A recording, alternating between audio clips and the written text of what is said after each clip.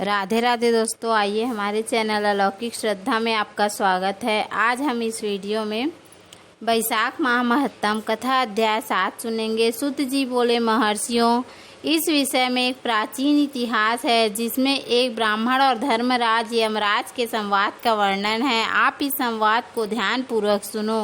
एक समय एक ब्राह्मण ने धर्मराज यमराज को पूछा, हे धर्मराज, धर्म और अधर्म के निर्णय में आप सबके लिए प्रमाण स्वरूप हैं। अतः मनुष्य किस कर्म से नरक में जाते हैं तथा किस कर्म को करने से वे स्वर्ग में जाते हैं, कृपा करके इस सब बातों का वर्णन कीजिए। यमराज बोले, ब्राह्मण, जो मनुष्य मन, वाणी और क्रिया द्वारा धर्म से विमुख, विष्णु विद्या से विरक्त हैं, जो दूसरों के खेत, जीविका, घर, प्रीति तथा आशा का नाश करते हैं, वे नरक में जाते हैं। जो मूर्ख जीविका का कष्ट भोगने वाले ब्राह्मणों को भोजन की इच्छा से दरवाजे पर आते देख उनकी परीक्षा करने, जो मूर्ख, अनाथ, वैष्णव, दीन, रोगों से परेशान तथा वृद्ध मनुष्य पर दया नहीं करता, जो पहले से कोई नियम लेकर पीछे अजितेंद्रियता के कारण उसे छोड़ देता है, वह निश्चय ही नरक का पात्र होता है।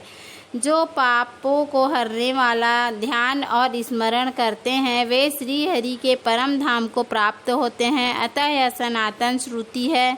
भगवान दामोदर के गुणों का कीर्तन ही मंगलमय है। वही धन का उपार्जन है तथा वही इस जीवन का फल है। अमित तेजस्वी देवादिदेव श्री विष्णु के कीर्तन से सब पाप उसी प्रकार नष्ट हो जाते हैं जैसे दिन निकलने पर अंधकार। जो प्रतिदिन श्रद्धा पूर्वक भगवान श्री विष्णु की यशोगाथा का गान करते हैं, वे सदा स्वाध्याय में लगे रहते हैं। वे मनुष्य स्वर्गगामी होते हैं। विप्रवर भगवान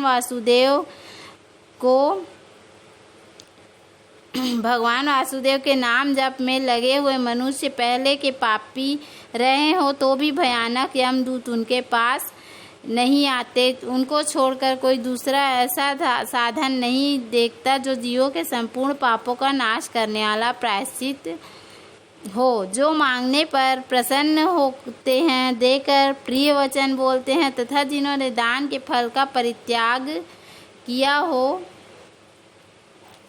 वे मनुष्य स्वर्ग में जाते हैं। जो दिन में सोना छोड़ देते हैं, सब कुछ सहन करते हैं, पर्व के अवसर पर लोगों को आश्रय देते हैं, अपने से द्वेष रखने वाले के प्रति भी कभी द्वेष व सहित कारक वचन मुंह से नहीं निकालते, अपितु सबके गुणों का ही बखान करते हैं, वे मनुष्य स्वर्ग में जाते हैं। जो पराई स्त्रियों की ओर से उदासीन होते हैं और सत्वगुण में स्थित होकर मन, वाणी अथवा क्रिया द्वारा कभी कभी उनमें रमण नहीं करते, वे मनुष्य स्वर्गगामी होते हैं। किसी भी कुल में उत्पन्न होकर जो दयालु, यशस्वी, उपकारी और सदाचारी होते हैं, वे मनुष्य स्वर्ग में जाते हैं। जो व्रत को क्रोध से, लक्ष्मी को ईर्ष्या से, विद्या को मान और अपमान से, आत्मा को प्रमाद से, बुद्धि को लोभ से, मन को काम से तथा धर्म को कुसंग से बचाए रखते हैं, वे मनुष्य स्वर्गगामी होते हैं। विप्र जो शुक्ल और कृष्ण दोनों पक्षों की एकादशी का विधि पूर्वक उपवास करते हैं, वे मनुष्य स्वर्ग में जाते हैं। समस्त बालकों का पालन करने के लिए जैसे माता बनाई गई है तथा रोगियों की रक्षा के लिए जैसे औषधि की रचना हुई है, उसी सब प्रकार संपूर्ण लोकों की रक्षा के निमित्त एकादशी तिथि का निर्माण हुआ है। एकादशी के व्रत के समान पाप से रक्षा करने वाला कोई दूसरा साधन नहीं है। अतः एकादशी को विधि पूर्वक उपवास करने से मनुष्य स्वर्गलोक में जाते हैं। अखिल विश्व के नायक भगवान नारायण में जिनकी भक्ति है, वे सत्य से हीन और रजोगुण से युक्त होने पर भी अनंत पुण्यशाली हैं तथा वे अंत में वैकुंठ धाम में पधारते हैं। जो वेत्सी, यमुना, गंगा तथा पुण्य सलीला गोदावरी का सेवन और सदाचार का पालन करते हैं, जिनकी स्नान और दान में सदा प्रवृत्ति है, वे मनुष्य कभी नरक के मार्ग का दर्शन नहीं करते। जो कल्याण दायिनी नर्मदा नदी में गोते लगाते हैं तथा उसके दर्शन से प्रसन्न होते हैं, वे पाप रहित हो महादेव जी की लोक में जाते हैं और चिरकाल तक वहां आनंद भोगते हैं।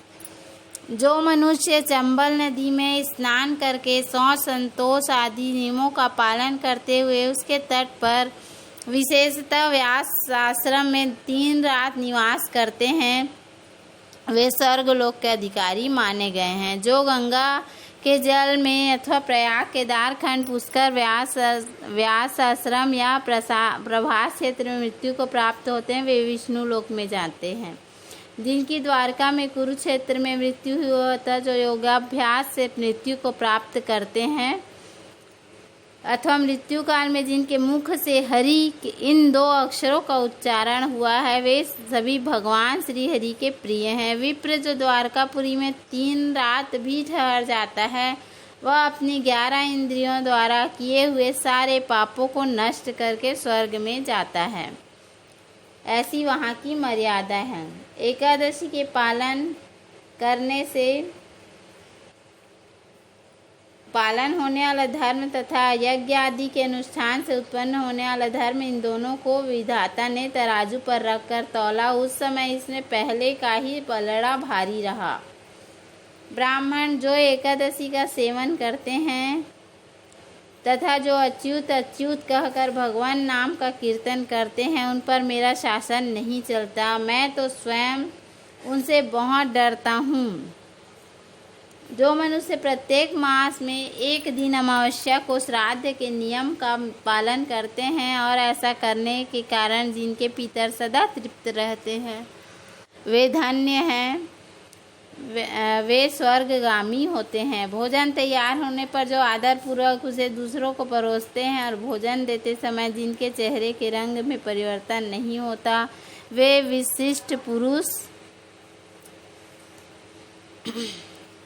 स्वर्गगामी होते हैं। जो अनेक जन्मों के उपार्जित पुण्य के प्रभाव से काशीपुरी में जाकर मणिकर्णिका के जल में गोते लगाते और श्री विश्वनाथ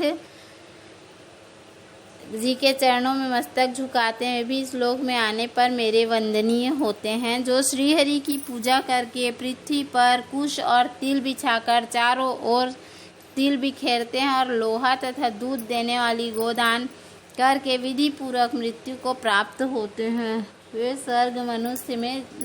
मनुष्य स्वर्ग में जाते हैं। जो पुत्रों को उत्पन्न करके उनके माता पितामहों के पद पर बिठाकर ममता और अहंकार से रहित होकर मरते हैं, वे भी स्वर्गलोक के अधिकारी होते हैं। अपने ही धन से संतुष्ट रहते हैं अथवा अपने भाग्य पर ही निर्भर रहकर जीविका चलाते हैं, वे मनुष्य स्वर्गगामी होते हैं।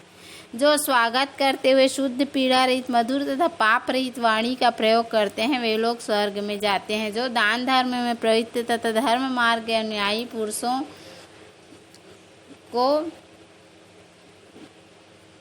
पुरुषों का उत्साह बढ़ाते हैं, वे चिरकाल तक स्वर्ग में आनंद भोगते हैं। ध्यान युक्त तथा भवसागर से तारने वाला है और पाप को पतन करने के कारण बताया गया है। यह मास है कि बिल्कुल सत्य है। इसमें ब्राह्मण स्वर्ग की राह पर ले जाने वाले समस्त साधनों का मैंने यहाँ पर संक्षेप वर्णन किया है। अब तुम और क्या सुनना चाहते हो? वैशाख माह महत्तम कथा अध्याय 8 संपूर्णम। तो उम्मीद है आपको हमारा वीडियो पसंद आया होगा। यदि हमारा वीडियो पसंद आए तो वीडियो को लाइक करें, चैनल को सब्सक्राइब करें। धन्यवाद। राधे राधे। अगली कथा हम कल सुनेंगे।